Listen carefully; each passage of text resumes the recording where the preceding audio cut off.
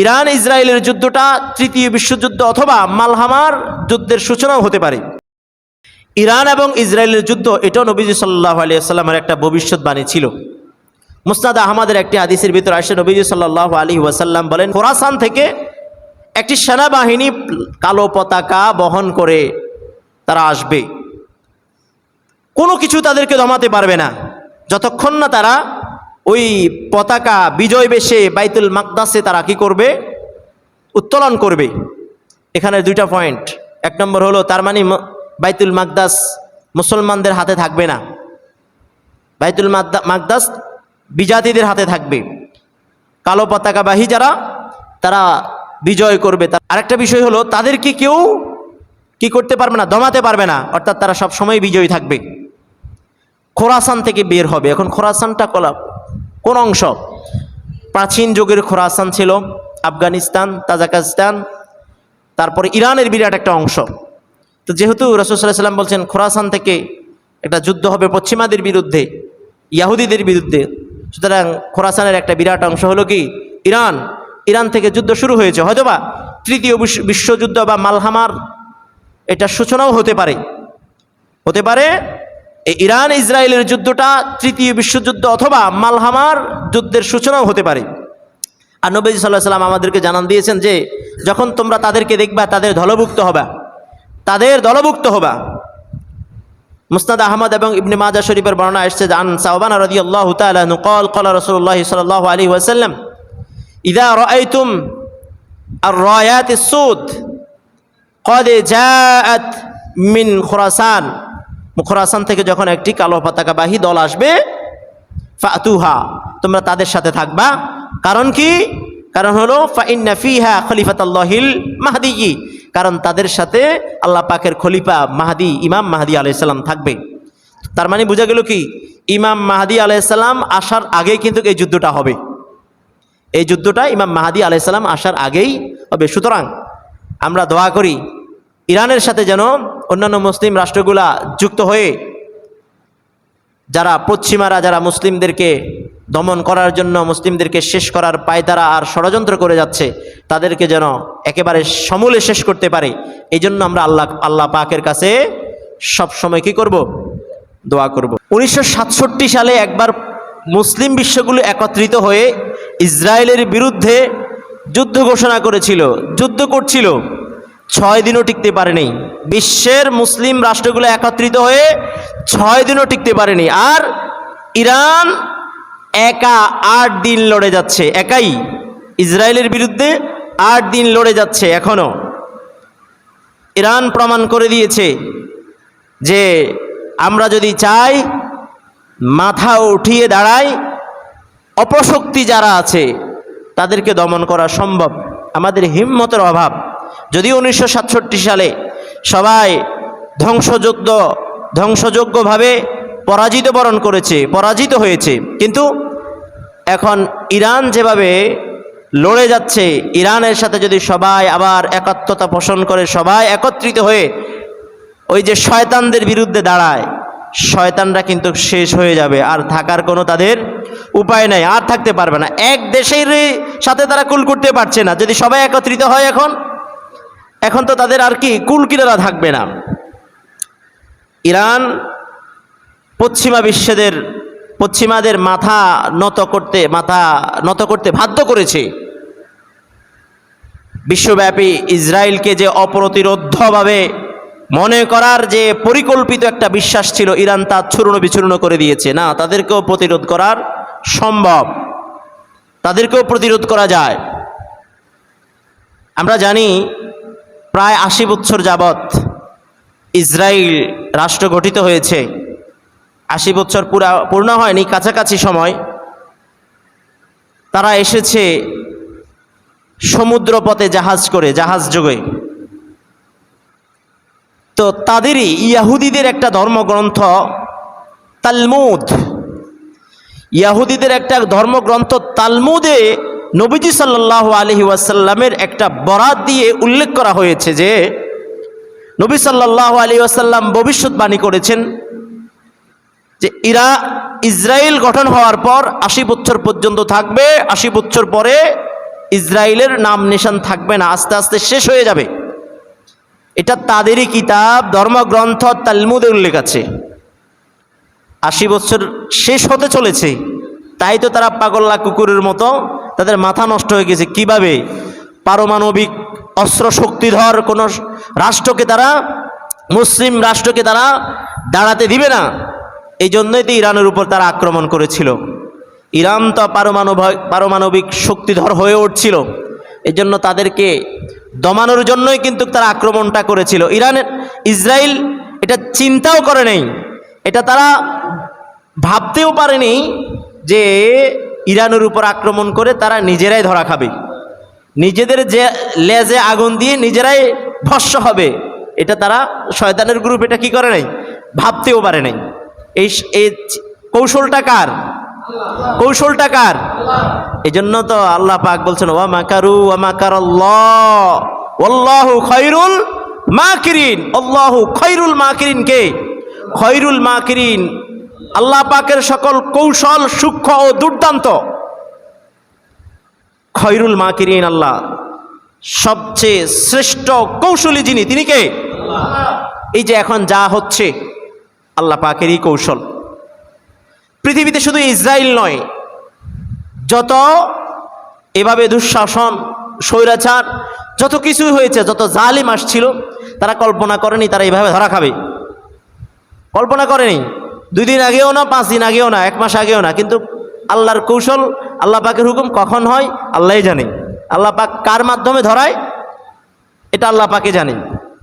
এখন এখানে আরেকটা বিষয় হলো, ইরান হলো শিয়া রাষ্ট্র। শিয়া, তাদের আকিদা হলো শিয়া আকিদা। শিয়া তো বুঝেন, যারা আলী আকবার বলে, আমরা বলি আল্লাহু আকবার, তারা আলীর নামে শুরু করে। যেমন আয়াতুল্লাহ খামেনি, যে ইরানের ধর্মগুরু, সেও কিন্তু যুদ্ধ শুরু করেছিলেন তার নেম অফ গ্রেট হায়দার, যে মহান হায়দারের নামে শুরু করছে যুদ্ধ। ঠিক আছে? তো এখানে একটা বিষয় হলো, আমরা সবাই, বাংলাদেশ বা সবাই কিন্তু মুসলিম রাষ্ট্রগুলো ইরানের পক্ষ নিচ্ছে, যদিও শিয়া, তারপরও পক্ষ নিচ্ছে। এটার কারণ কয়েকটা। মুসলিম রাষ্ট্রগুলো এবং আমরা ইরানের পক্ষ নেওয়ার কারণ আছে কয়েকটা।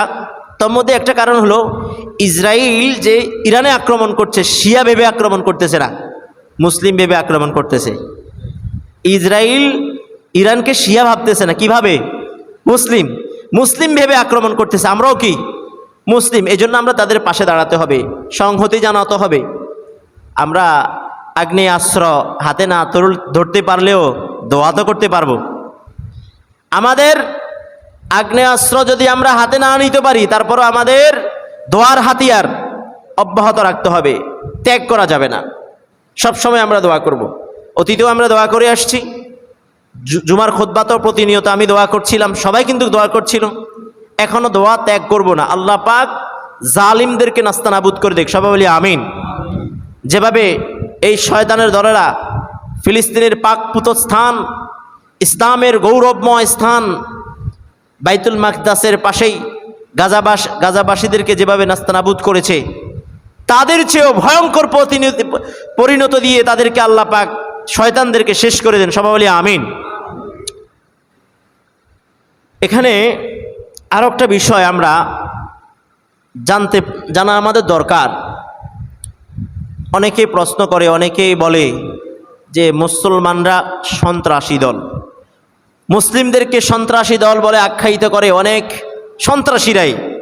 ইহুদি, খ্রিস্টান, পশ্চিমারা মুসলমানদেরকে সন্ত্রাসী দল বলে আখ্যায়িত করে। আসলে কি মুসলমানরা সন্ত্রাসী? তারা বলে থাকে যে মুসলমানের নবী মুহাম্মদুর রাসূলুল্লাহ সাল্লাল্লাহু আলাইহি ওয়াসাল্লাম অসংখ্য যুদ্ধ করেছিল, উনি সশরীরে 27টি যুদ্ধে অংশগ্রহণ করেছেন। তারা যুদ্ধ বিগ্রহ, তারা সন্ত্রাসবাদ লালন করে, নাউজুবিল্লাহ। জিহাদকে সন্ত্রাসবাদ বলে থাকে। আসলে কি ইসলাম কি সন্ত্রাসী ধর্ম? এটার উত্তর আমরা নিজেরাই পাই। আমরা জানি বিভিন্ন সময়ে যুদ্ধ হয়েছিল, ওয়ার্ল্ড যুদ্ধ হয়েছিল। First world war, second world war, প্রথম বিশ্বযুদ্ধ, দ্বিতীয় বিশ্বযুদ্ধ, 2টি বিশ্বযুদ্ধ হয়েছিল। দুইটি বিশ্বযুদ্ধে হতাহতের সংখ্যা প্রায় 100 মিলিয়ন লোক, 100 মিলিয়ন লোককে হত্যা করা হয়েছিল প্রথম আর দ্বিতীয় বিশ্বযুদ্ধে। বলেন, প্রথম আর দ্বিতীয় বিশ্বযুদ্ধ কি মুসলমান পরিচালনা করেছিল? মুসলমান পরিচালনা করে নাই, পশ্চিমারাই পরিচালনা করেছিল। তাদেরই যুদ্ধে 100 কোটি 100 মিলিয়ন মানুষকে হত্যা করা হয়েছে। আর আমার আপনার নবী দো জাহানের সরদার বিশ্বনবী মানবতার কাণ্ডারি মুহাম্মদুর রাসূলুল্লাহ সাল্লাল্লাহু আলাইহি ওয়াসাল্লাম নিজের আদর্শকে আল্লাহ পাকের হুকুমে প্রতিষ্ঠিত করার লক্ষ্যে সশরীরে 27টি যুদ্ধে অংশগ্রহণ করেছিলেন। আর ওই 27টি যুদ্ধে হতাহতের সংখ্যা ছিল কত জানেন? মাত্র 1000। কত? আর তাদের দুইটি বিশ্বযুদ্ধে হতাহতের সংখ্যা ছিল 100 মিলিয়ন মানুষ। 1 মিলিয়নে 10 লক্ষ, 1 মিলিয়নে 10 লক্ষ, 100 মিলিয়ন মানুষকে তারা দুটি যুদ্ধে হত্যা করেছিল পশ্চিমারা।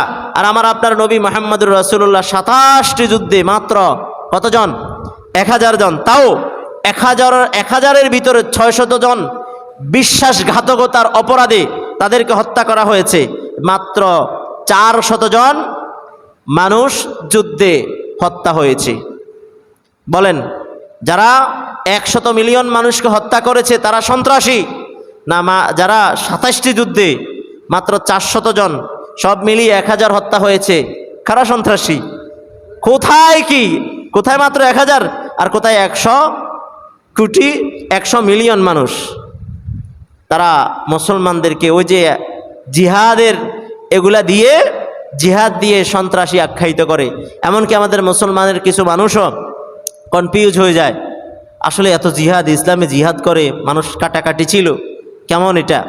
তারাও মানে সন্দিহান হয়ে যায়। অথচ সংখ্যার দিক দিয়ে কোথায় 100 মিলিয়ন আর কোথায় মাত্র 1000। তাহলে বোঝা গেল কি পশ্চিমারাই কি সন্ত্রাসী?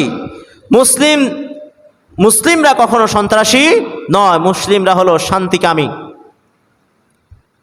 দেখতে পান না, যেখানে নির্যাতিত হয় অস্ত্রের নিচে শুধু মুসলমান দেখা যায়।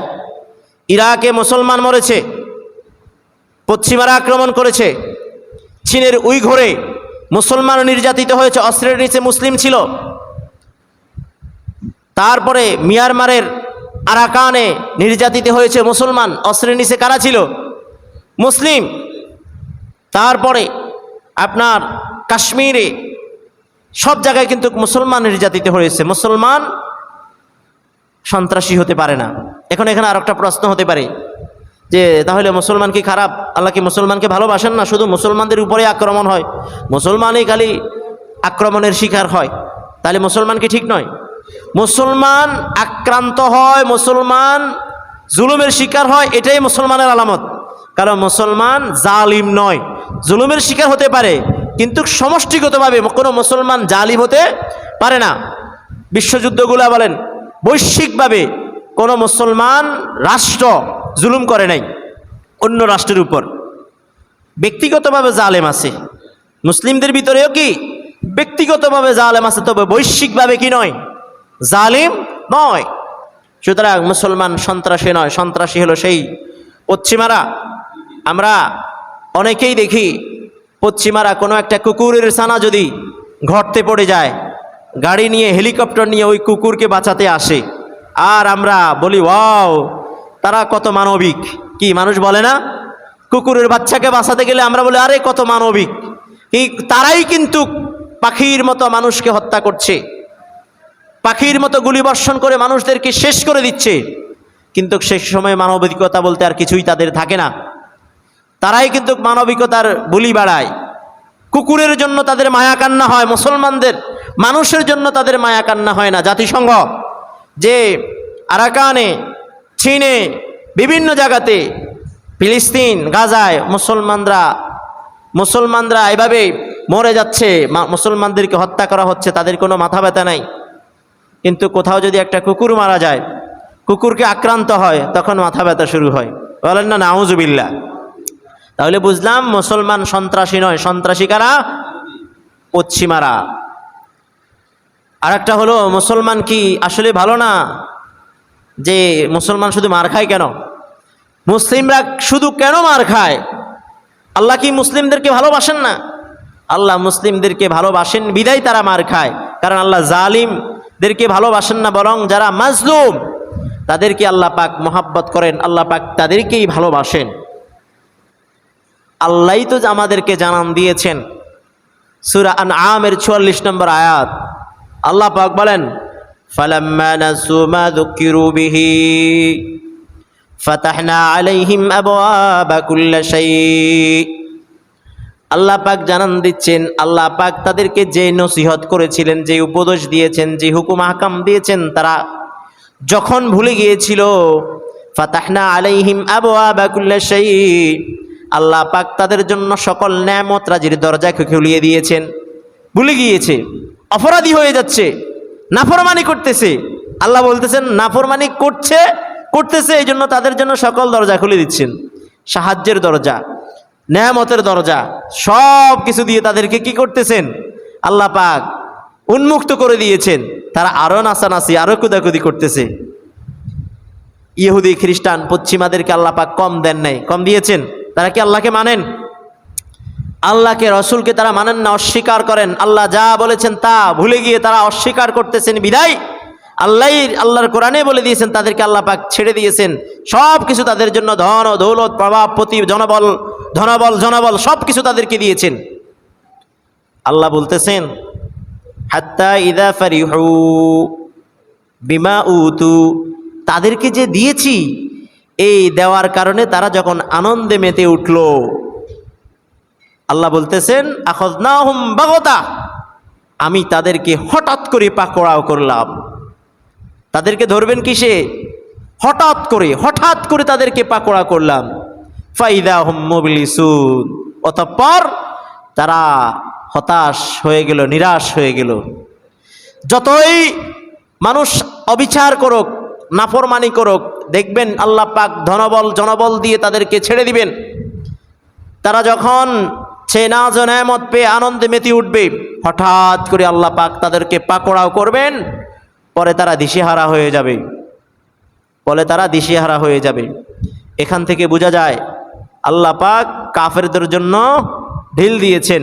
ও যে ইন্নামা ইউআখিরুহুম লিয়াউমিন তাশখাসু ফীহিল আবসার, আল্লাহ বলছেন আমি তাদেরকে ওই দিন পর্যন্ত ঢিল দিয়েছি যেই দিন মানুষের চক্ষুগুলা স্থির হয়ে যাবে।